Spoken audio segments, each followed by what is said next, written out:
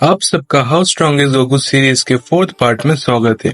इस सीरीज के अंदर मैं हर एक गोकू के वर्जन को कवर करने वाला हूँ, चाहे वो कैनन हो या नॉन कैनन। मेरे पिछले वीडियो के अंदर मैं ड्रैगन बॉल सुपर वाले गोकू की स्ट्रेंथ को स्केल किया था और इस वीडियो के अंदर मैं स्केल करने वाला हूँ जीटी गोकू को, यानी how strong is GT Goku. Dragon ball GT शुरू होता है ड्रैगन बॉल जी के अराउंड 10 साल बाद, जहाँ वो इतना स्ट्रांग बन गया था कि टोरियामा सेंसेई को पता ही नहीं था उसको और स्ट्रांग कैसे बनाए। ड्रैगन बॉल जीटी के अंदर एक विलन है जनरल रिल्डो नाम का, जिसको गोकू बस अपने बेस पंप के अंदर हरा पा रहा था। शॉकिंग बात तो ये है कि ये रिल्डो सारे बूज और एनिमी से ज्यादा स्ट्रॉन्गर है, जिनको गोकू उस टाइम तक फेस कर चुका था।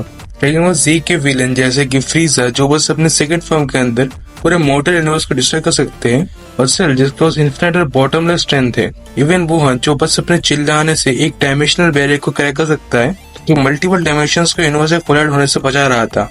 इसका मतलब जीटी को अपने बेस फॉर्म के अंदर एटलीस्ट लो मल्टीवर्सल है। जीटी असल में मूवीज से कैनन है, जो उसको मल्टीपल मूवी फीड्स की स्केलिंग दे देता है। फॉर एग्जांपल जीटी के अंदर वेजिटा को ऑलरेडी फ्यूजन डांस के बारे में पता था, जिसके बारे में बस उसको फ्यूजन रिवॉल्व मूवी के अंदर पता चला था। इवन डाइजेंसो के अंदर सुपर सेन फॉर गोजेटा की बात करते हुए फ्यूजन रिवॉन मूवी वाले वेजिटो को मेंशन किया गया था। फ्यूजन रिवॉन के अंदर ऑलमोस्ट सभी मूवीज का कुछ न कुछ मेंशन किया था, इसलिए सारी मूवीज जीटी से कम्प्लीटली कैनन है। कंसिडरिंग कि गोकू ड्रैगन फिस्ट यूज कर सकता है और ट्रंक्स के पास टैपियन की स्वॉर्ड है और कुल ड्रैगन बॉल जीटी में अपेयर होता है, क्योंकि सारी मूवी जीटी से कैनन है। इसका मतलब होगा वो कायोकेन टाइम्स 100 का यूज कर सकता है। फ्यूजन रिवॉन मूवी में जनेम्बा पूरे आफ्टर लाइफ को इफेक्ट कर पा रहा था, सेम आफ्टर लाइफ जो कि नॉन फिजिकल और नॉन टेम्परल है, और आफ्टर लाइफ में कोई कॉन्सेप्ट ऑफ टाइम एग्जिस्ट नहीं करता। और जो गाइड बुक्स में कहा गया है आफ्टर लाइफ जो है वो स्पेस और टाइम को ट्रांसलेट करती है, जो ओवरऑल स्पेस को आउटर वर्सल बना देता है। जिनको नहीं पता आउटर वर्सल क्या है, मैं उनको एक शॉर्ट टर्म में एक्सप्लेन कर देता हूँ। बेसिकली आउटर वर्सल एक टायर जो डायमेंशनलिटी के ऊपर है, जैसे हमारा यूनिवर्स 3 डायमेंशनल है और स्पेस टाइम कंटिन्यूम 4 डायमेंशनल है, और उससे हायर डायमेंशनल प्लेसेस जैसे कि 7 डायमेंशन और इन्फिनिट डायमेंशन, ये सब डायमेंशन के कॉन्सेप्ट के अंदर आते हैं। मगर अगर कोई आउटर वर्सल हो तो वो इस डायमेंशनलिटी के कॉन्सेप्ट के ऊपर होगा।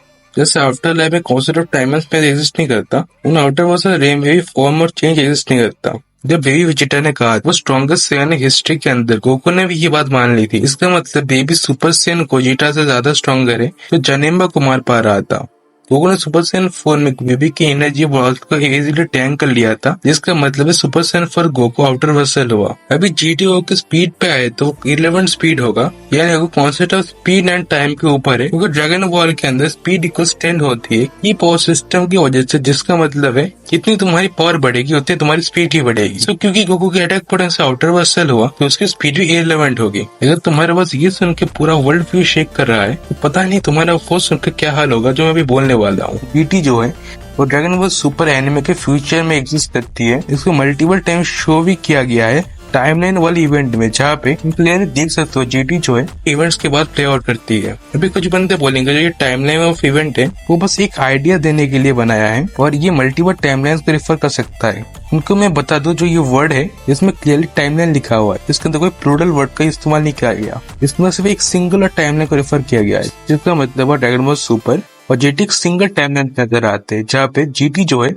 तो ड्रैगन बॉल सुपर का फ्यूचर है। इवन कोयामा जो ड्रैगन बॉल का स्क्रीन राइटर है, जिन्होंने ब्रॉडी जैसे आइकॉनिक कैरेक्टर को क्रिएट किया था, ये एग्री करते हैं कि जीटी जो है ऑफिशियल कैनन कंटिन्यूएशन है ड्रैगन बॉल का। ड्रैगन बॉल जी के लास्ट एपिसोड के अंदर नेक्स्ट एपिसोड के प्रीव्यू के अंदर कंफर्म कर देता है। टोयोटा ने खुद एग्री किया है ड्रैगन बॉल सुपर जो है तो ड्रैगन बॉल जी का फाइनल एपिसोड के ऊपर बिल्डअप कर रहा है। अभी कुछ बंदों का सवाल होगा अगर ये सच है तो अल्ट्रा इंस्टिंक्ट और बाकी गॉड फॉर्म्स कहाँ है जीटी के अंदर? उसका एक सिंपल आंसर होगा कि गोकू ने अपने अल्ट्रा इंस्टिंक्ट को इतना हद तक मास्टर कर लिया है जीटी में कि वो अपने बेस फॉर्म के अंदर अल्ट्रा इंस्टिंक्ट को यूज कर सकता है। एंड ऑफ जी में गोकू इतना स्ट्रॉन्ग हो गया था, इवन टोरियामा कंफ्यूज हो गए थे कि उसको और स्ट्रॉन्ग कैसे बनाए। इवन गाइड रूट्स कंफर्म करते गोकू स्ट्रॉन्गेस्ट उस टाइम पीरियड के अंदर। इवन टोरियामा कहते गोकू इंडियड स्ट्रॉन्गेस्ट अपने यूनिवर्स के अंदर। इसका मतलब Goku characters like Beerus and Whis ज्यादा स्ट्रॉन्गर होगा।